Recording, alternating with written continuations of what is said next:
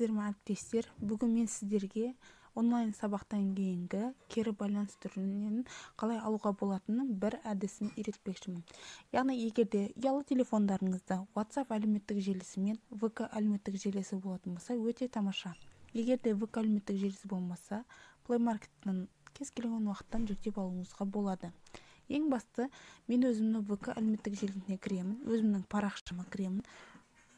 Что нового деген басасыздар да, ең бірінші кері байланыс сабағымызды бастамас бұрын бірінші кері байланысымызды алдын ала дайындап алғаныңыз өте жақсы болады. Ол үшін мен кері байланыс түріне арналған, яғни мен қарапайым 5 бармақ тәсілін таңдап отырмын. Оны қосамын. Енді что нового дегенге мен бірінші сабаққа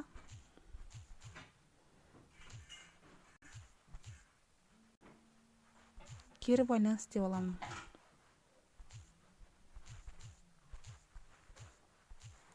Келесі, мен опрос дегенді таңдаймын. Тема опросы тура соны қайталай беруге болады. Бірінші сабаққа кері байланыс.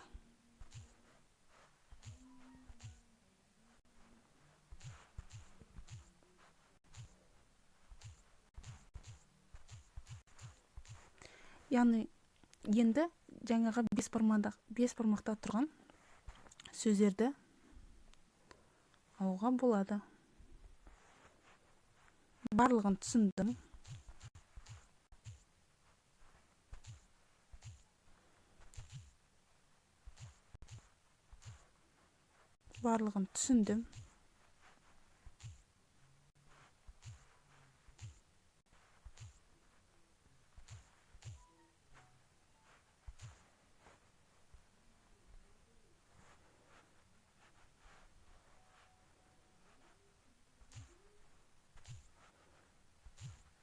Мүлдем түсінбедім.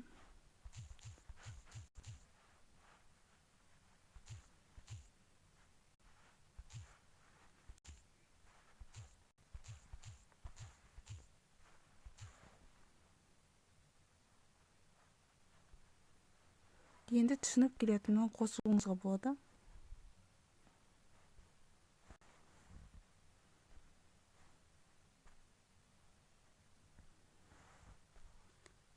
Және де енді түсініп келемін. Енді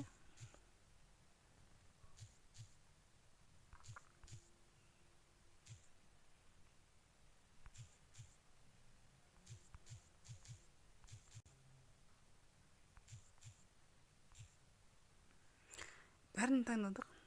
Өзіңізге ұнайтын фонды таңдап аласыз.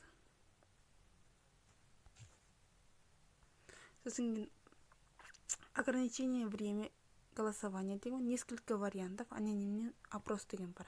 Мен ограничение время голосования деп, яғни мен ертеңгі күнге шейін қоя аламын. Өзіңіздің таңдауыңыз.